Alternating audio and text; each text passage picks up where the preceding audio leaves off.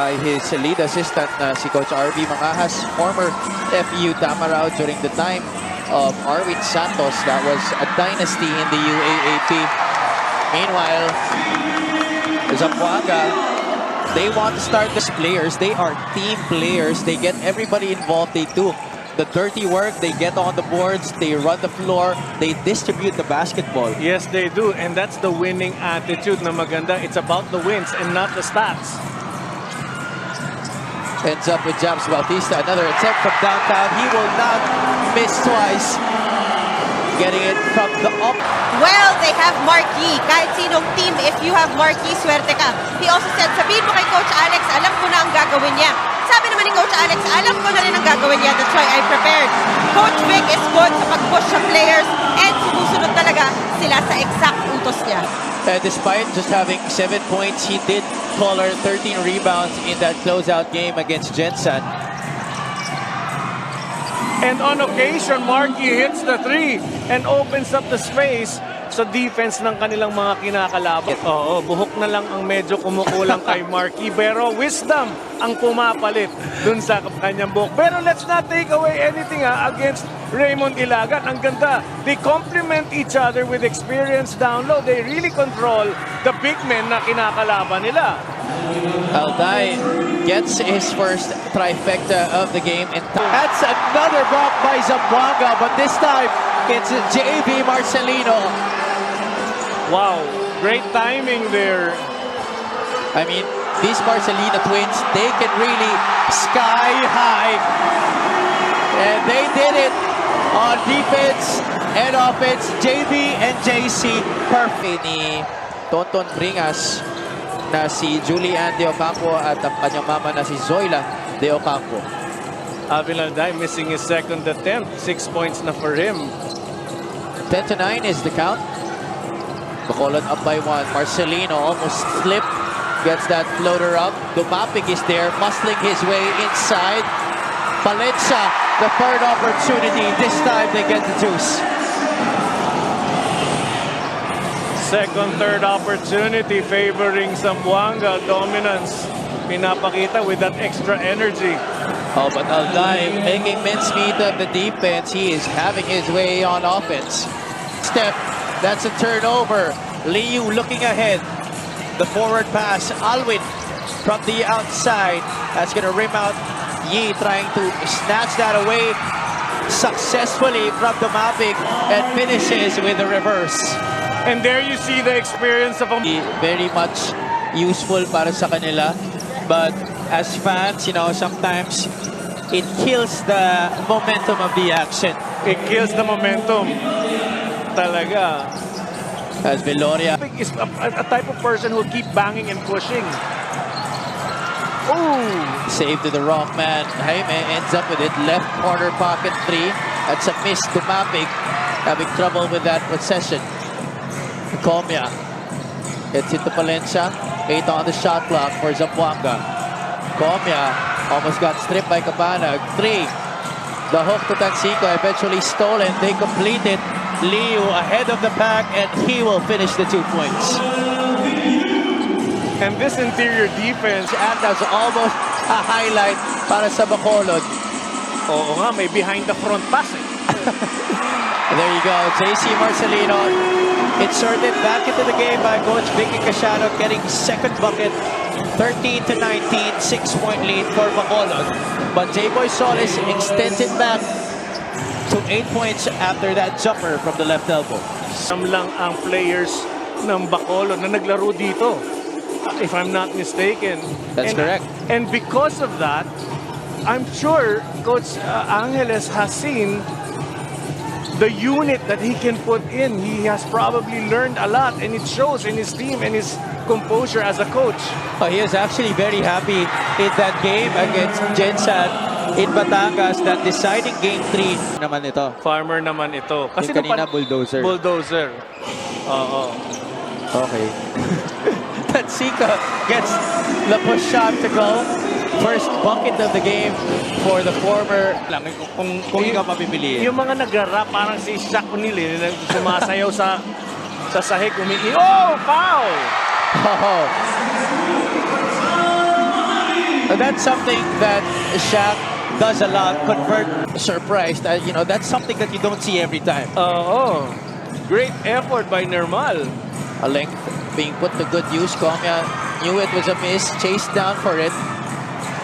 Mosqueda from downtown, rattles it He through. looked like he was stepping on the line. Silang dalawa papasok ng ating game. He had 10 points, 5 assists, and 4 steals rather in that closeout game against the Muntinlupa Cagers.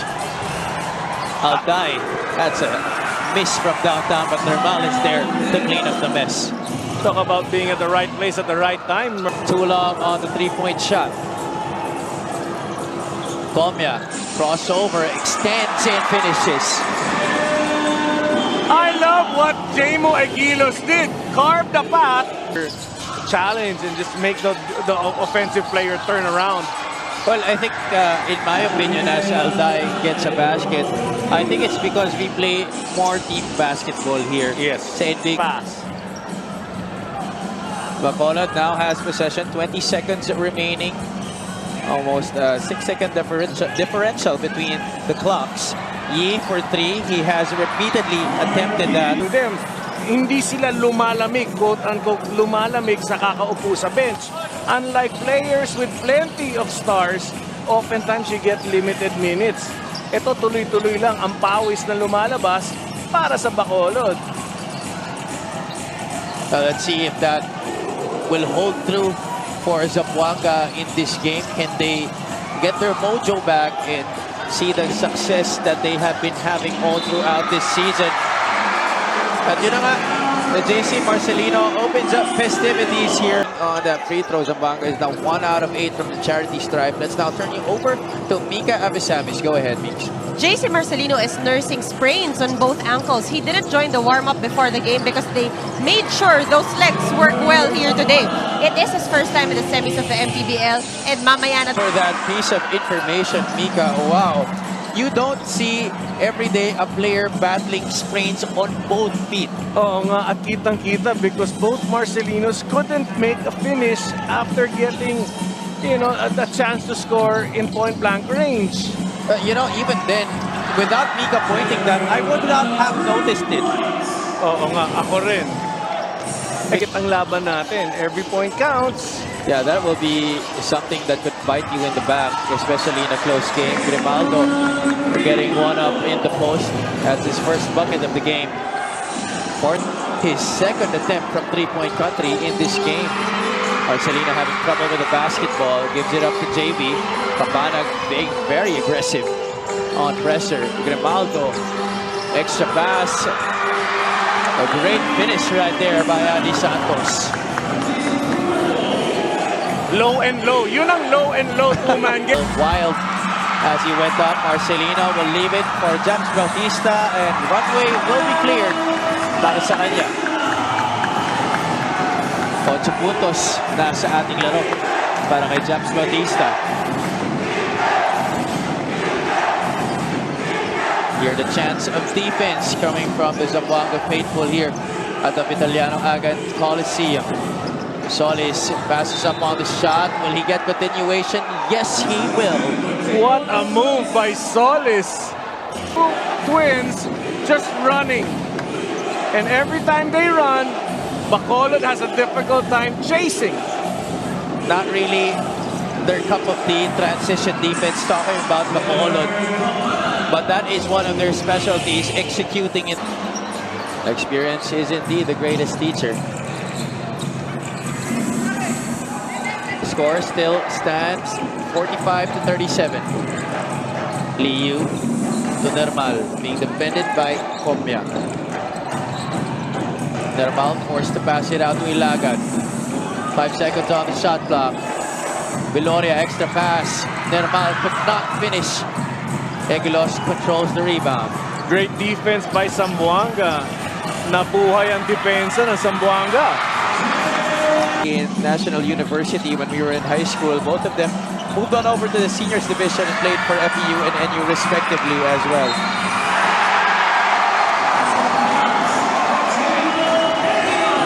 Mina ito para kay Raymond Dilagan.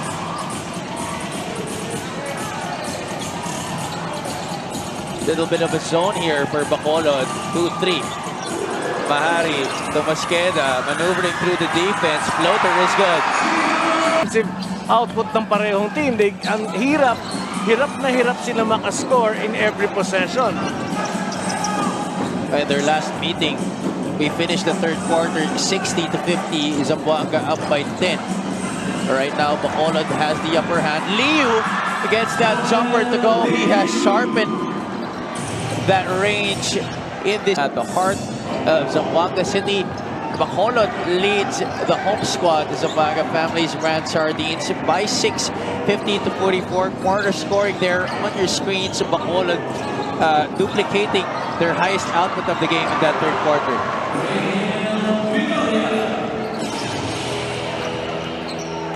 Viloria getting a basket right there to open up this final frame.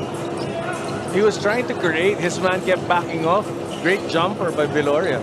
Bacolod continues to stick with his zone. JB going to the left. That's a tough shot, but nevertheless gets the 2 points. That's the only thing I could step fade away. Jaime, quick trigger. That's all net.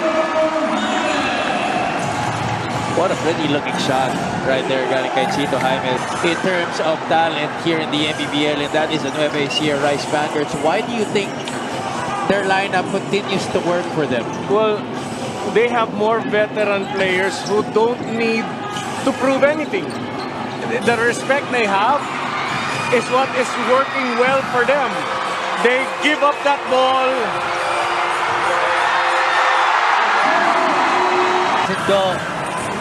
Still no conversion from Rainbow Country galing dito kay Tosi Tanzico.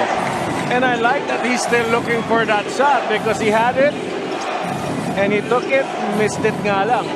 He was 0 out of 2 last game against Muntinlupa. Yi looks at the clock. 5. Step back. One-hander. Wow, what a shot by Marky. One-hander fade. 8 points for Marquis. I don't think I've ever seen that before. A one-hander on a fadeaway. Only Marquis. That's why he's the living legend of the MPBL. At maganda defense si Jamo Egilos. Exactly. He was all over that shot. Egilos gets it back in true veteran fashion. Second bucket. James Bautista challenging Marquis. No foul called. JC pulls up. Baseline jumper is good, and we are tied at 54 apiece. Under 5 minutes remaining here in this game. Pulsating action happening here in the final quarter.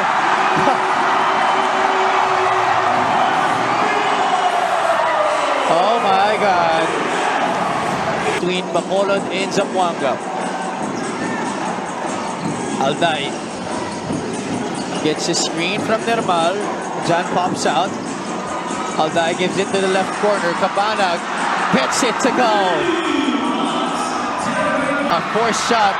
JC with his 12th rebound of the game. They go to JB. Back to JC. That's a block by Nermal, but JB gets the putback.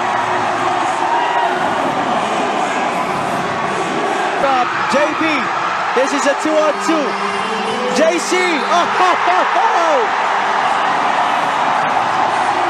The basket and run for JC. 24 points, 11 rebounds, and 11 assists for the former Lyceum Pirates. 63-59, 2-possession ball game. He working against Santos, drains that jumper. A classic showdown here in Game 1. I guess yung mistake ko nung intro ng game na ito, matutupad na. Posibilidad. Let's see. Oh, that's a tough pass. Still ends up with JC Marcelino. There was a tap by Ilagan.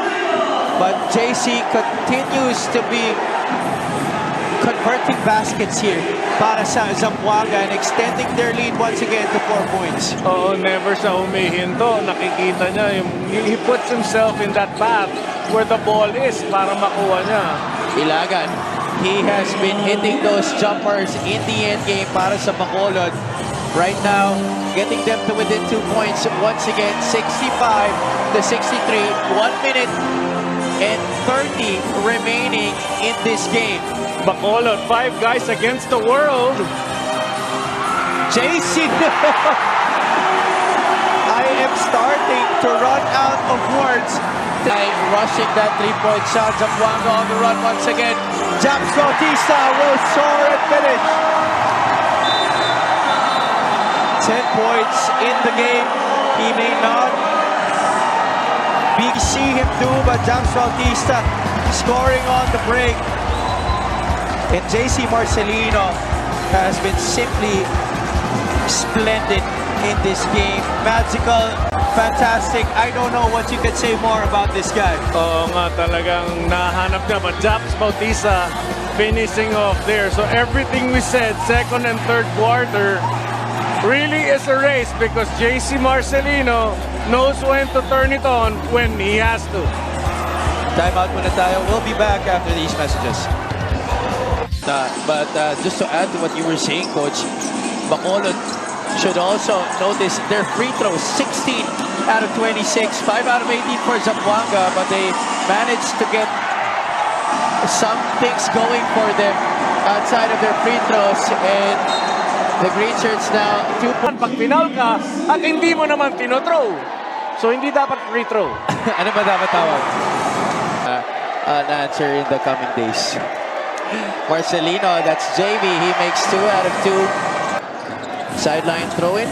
Liu will be the trigger man. Nermal trying to keep the score even closer, but